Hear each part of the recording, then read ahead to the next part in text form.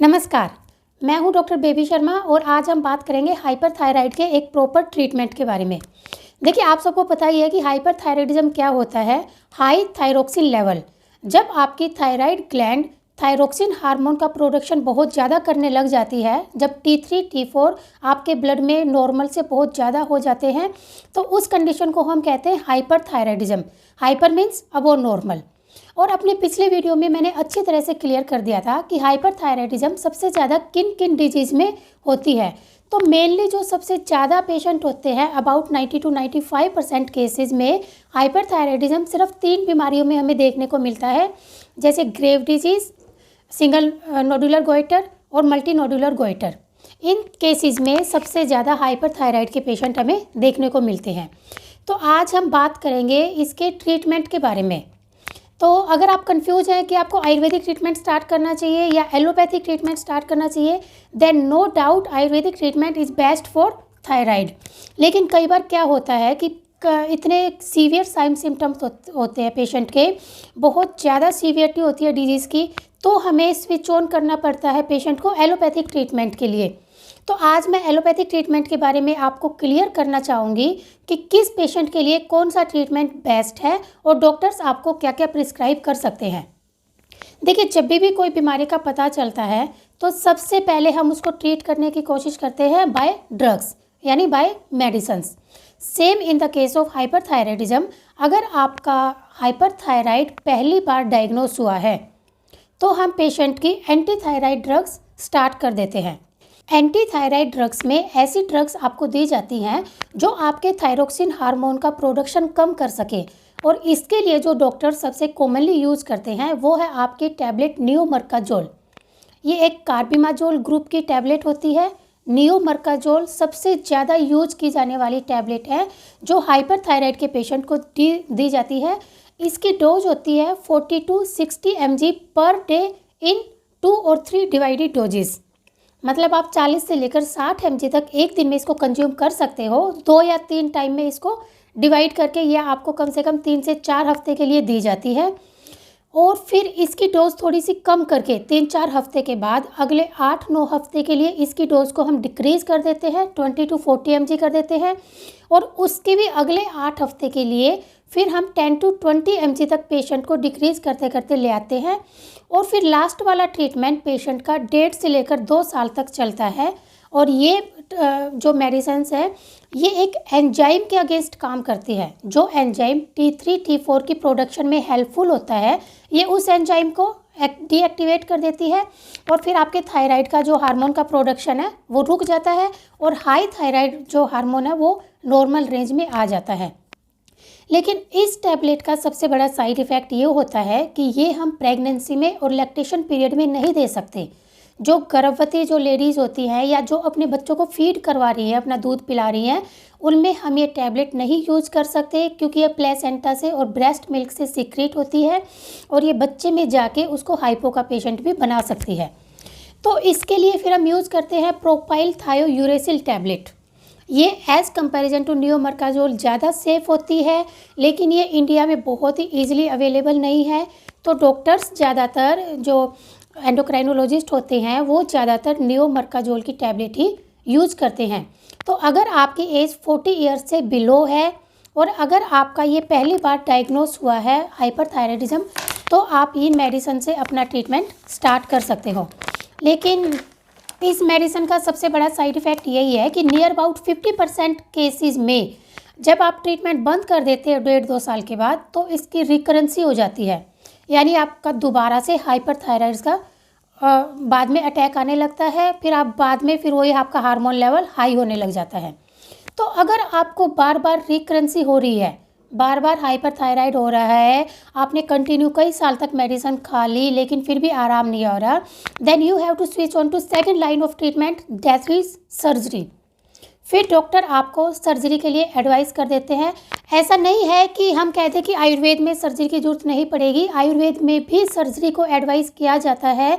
उसके भी अलग टॉपिक होते हैं। इवन जो मेडिसिन के जो ऋषि होते थे वो बोल देते थे कि ये जो है वो सर्जरी का टॉपिक है, इसको हम नहीं छेड़ेंगे।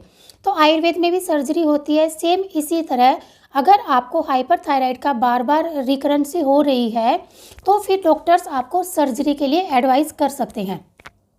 तो सर्जरी में क्या होता है, सर्जरी या तो आपको बार बार रिकरेंसी हो रही है इसलिए एडवाइस की जाती है, या फिर जो आपका थायराइड ग्लैंड का जो साइज़ है वो बहुत बड़ा हो गया, गोइटर है वो बहुत ज़्यादा हो गया और उसने आसपास के टिश्यूज़ को, जो लैरिंजियल नर्व होती है यहाँ पे ट्रैकिया होता है, उसको प्रेस करना शुरू कर दिया, यानी आसपास के ऑर्गन्स उसके डैमेज होने शुरू हो गए, प्रेसिंग हो गई वहाँ पे, तो फिर उसमें तुरंत सर्जरी करनी पड़ जाती है।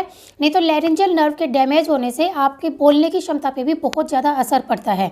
सर्जरी में क्या करते हैं कि जो थायराइड ग्लैंड है जो ओवर ग्रोथ हो चुकी है उसके एक पार्ट को काट कर अलग कर दिया जाता है, थायराइडक्टमी बोलते हैं इसको। उसके एक पार्ट को अलग कर दिया और बाकी जो पार्ट बचा वो फिर कम हार्मोन बनाएगा, तो हाई जो है वो फिर अपने आप आपका नॉर्मल रेंज में आ जाएगा। लेकिन सर्जरी के लिए जो सिंगर्स हैं, पॉलिटिशियंस हैं या जो स्पीकर्स हैं जिनको ज़्यादा बोलना होता है उनको हम सर्जरी एडवाइस नहीं कर सकते हैं, क्योंकि इसमें बहुत आपको रेस्ट करना होता है बोलने का, और जो बोलने का रेस्ट नहीं कर सकते वो फिर सर्जरी नहीं करवाएंगे।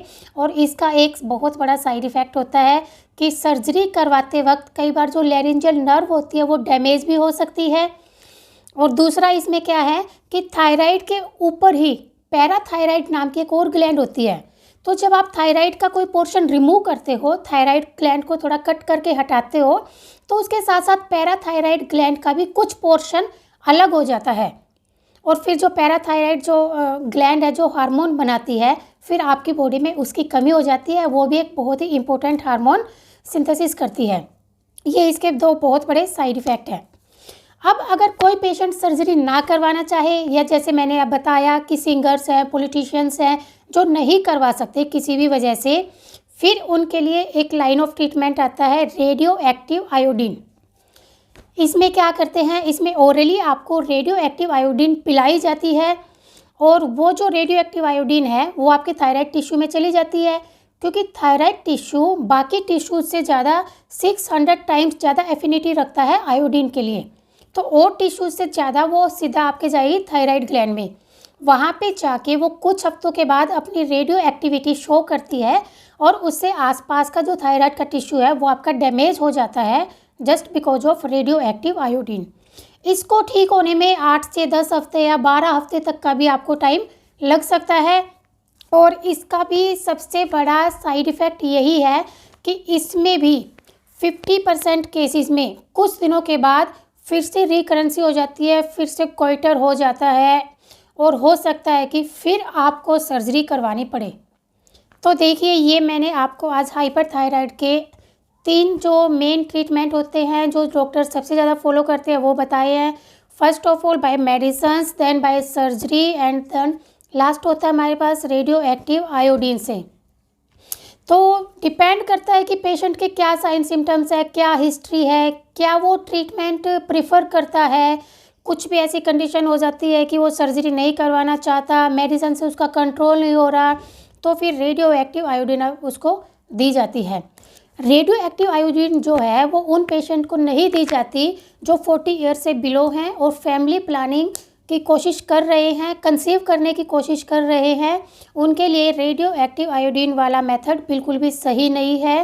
वो अपना टैबलेट ले सकते हैं, या ज़्यादा सीवियर केसेस है तो उसके लिए सर्जरी भी करवाई जा सकती है। लेकिन अगर आप बिल्कुल मेडिसिन से छुटकारा पाना चाहते हो तो मैं आपको किसी और वीडियो में बताऊंगी कुछ आयुर्वेदिक ट्रीटमेंट के बारे में, लेकिन वो आपको बहुत लंबे टाइम तक यूज करने पड़ेंगे। और आयुर्वेदिक ट्रीटमेंट की एक कंडीशन होती है कि आप खाली दवाइयों से उसको ठीक नहीं कर सकते हो। दवाइयों के साथ साथ आपको अपनी पूरी लाइफस्टाइल, पूरा अपना डाइट प्लान, सब कुछ अपना आयुर्वेदिक फॉलो करना पड़ता है, तभी आपको इसके पूरे रिजल्ट देखने को मिलते हैं। तो आप देखिएगा कि आप किस तरह की बीमारी से, कौन सी आपके हाइपरथायराइड की डिजीज़ है और कौन सा ट्रीटमेंट आप प्रीफर करोगे। तो आज के लिए इतना ही, नमस्कार।